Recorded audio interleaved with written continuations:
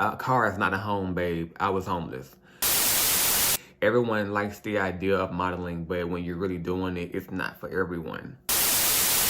What's up, y'all? It's me, Tyler. I'm back with another video, and this is really a life update, like, that you didn't ask for. I'm going to Atlanta next weekend, and I have to crouch because I can't get the camera up any higher than this.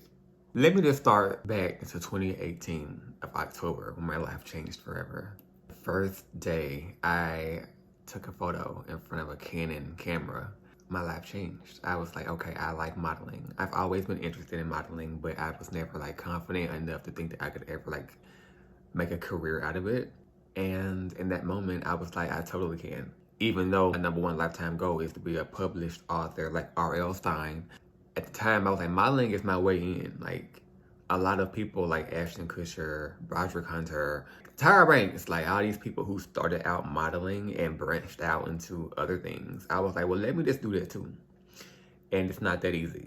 But, and it's not because I'm not good enough. It's really just the business. Like, motherfuckers already had people on their board that look like me. And it took me like almost 2 years to even just like understand how to go about modeling properly. Like for so long I was going to open calls that in my opinion are just a waste of time, because if they really want you, they'll find you on Instagram or something. If you walk into an open call and they actually are interested in you, they'll let you know like, hey, we really like you. They're not gonna just say, okay, well, we're interested, we'll call.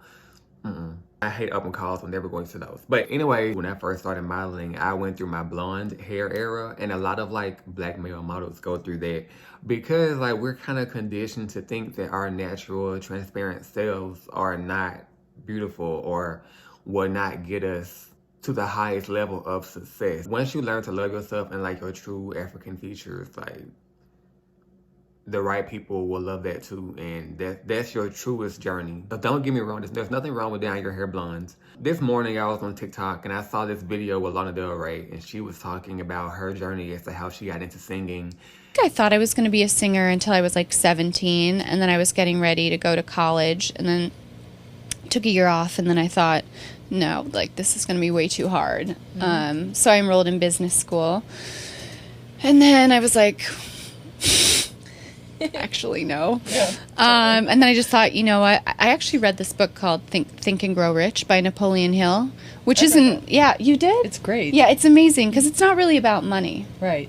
It's just more, I'll just always remember this line where he talks about burning every bridge except the one bridge to the thing that makes your heart the most on fire. And I was like, that's definitely singing, but how am I going to get there? So I think once I like made the decision and shut the door on like the other stuff, like I'm a big believer in like you have to close the door, lock it, throw away the key, and that's when like the good stuff moves in. Because like, yeah, I feel like it's hard. Like sometimes I'm reaching for one thing, but I'm still all the way in this other place, and it doesn't really work like that. Isn't that crazy? Definitely made me reconsider my life, because writing and screenwriting, as I said before, is my #1 passion. That's what I've always been into, but I just feel so overwhelmed a lot of the time, like trying to get out of the 9-to-5 life and being so zeroed in on social media, like, okay, how can I make this like a full-time job? Even then, like, you know, still modeling and like traveling to different cities to model and not getting paid to do it, but like, you know, basically continuing to be relevant on Instagram and stuff, so I can be scouted by someone one day, whether it's a model scout or a reality TV caster or whatever the case. It's a lot going on, because when I was in LA, like I ended up homeless. Like I was living in my car. I was like, no, I'm not gonna let this beat me. I'm gonna fight this. Like I'm gonna stay out here. I'm gonna make it work. And I had became a go-go dancer like in the audit. But then one day I caught COVID for the second time for showering in like Planet Fitness, and I got really sick and was like vomiting all over my car one night, and I didn't know what it was because I had caught COVID before, but the first time I didn't have any symptoms. I had got casted in like this, I think it was some kind of commercial for Grindr or something, and we had to get COVID tested, and that's how I found out I had COVID. The second time, it was a bitch. I was so scared. In that moment, I took it as God was telling me to go home. And so I thought to myself, like, okay, well, I'll go home. But I wasn't going home to quit. I was going home with the knowledge that I gained from living in LA on how to pursue the things that I'm passionate about pursuing. I know how to go about that now. Like, I know how to submit my scripts. I know how to submit myself to agencies, all that kind of stuff. I'm a firm believer in I have guardian angels. A lot of people in the world do. And angel numbers are a real thing, in my opinion.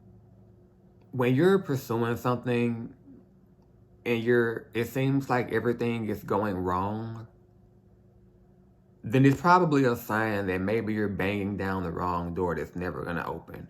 But if you're pursuing something that you're passionate about and you're having a lot of bumps in the road, but you're getting different little confirmations throughout the journey that you're going down the right path, and only you know what those confirmations are, then that's God or your angels telling you, like, keep going. I'm right here with you. And that's what was happening with me and still happening with me. I see angel numbers like crazy. I have to trust my journey. Don't try to find an easy way out. Don't give yourself a certain period of time and say, well, it didn't work. Because you're going to always never feel complete in your life because you're not living your life's purpose, you know?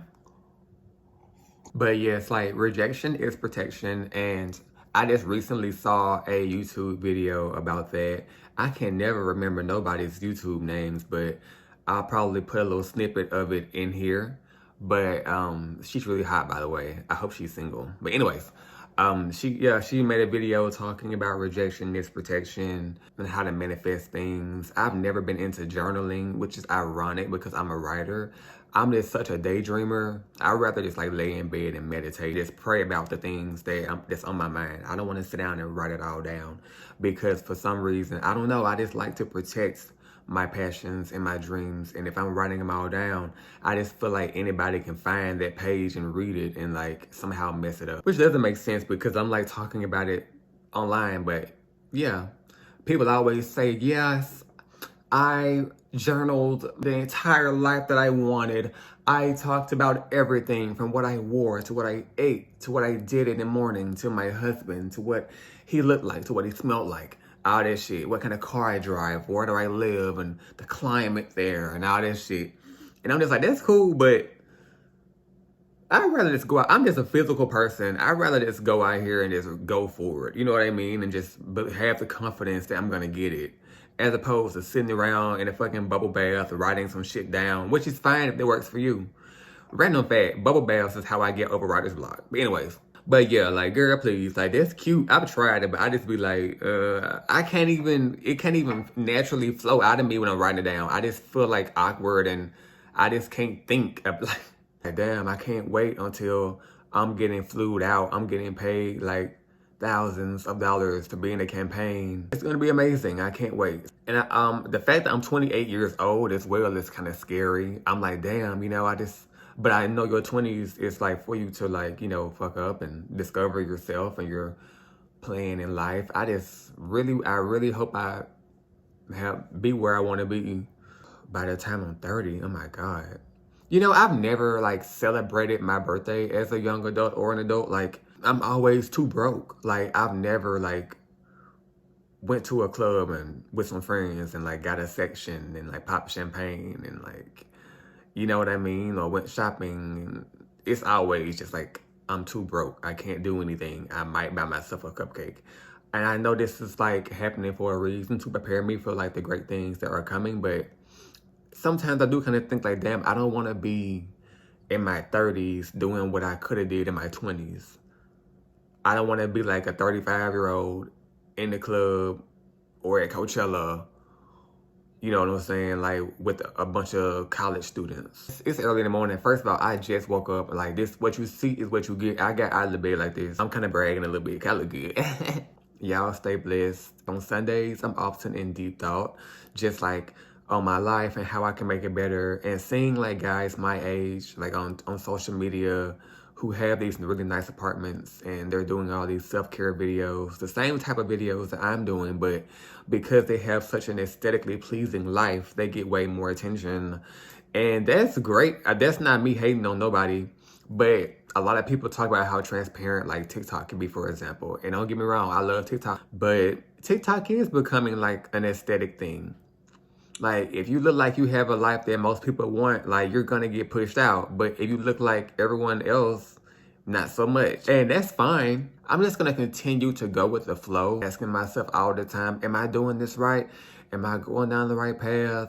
La la la la la. As a writer, I get writer's block when I'm stressed out. I'm not stressed out, but when I have a lot on my mind, it's really hard to write.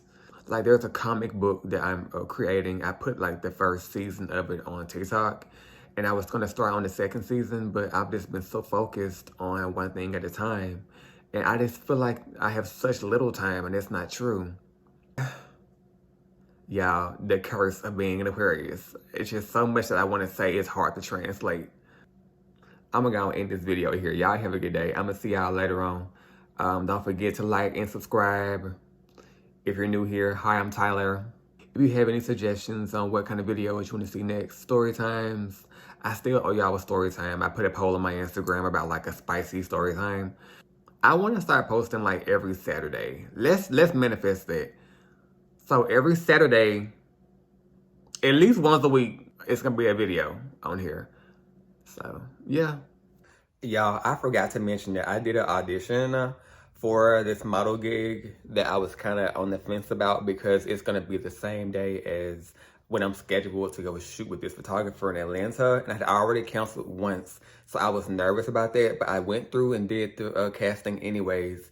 And I'm just going to let fate decide. But here's a snippet of that. Hey, my name is Tyler, and I'm here to answer some questions y'all left for me. Do I feel like I see my body type represented? Yes, but not within my African-American race of people. I see my slender body type among European male models. Do I think it's important to see myself represented? Yes, I feel like everyone should be represented to make us all feel important. Imagine growing up and not seeing someone that looks like you. How does that make you feel as a person? We all need to be told in some way that we matter and that we're important.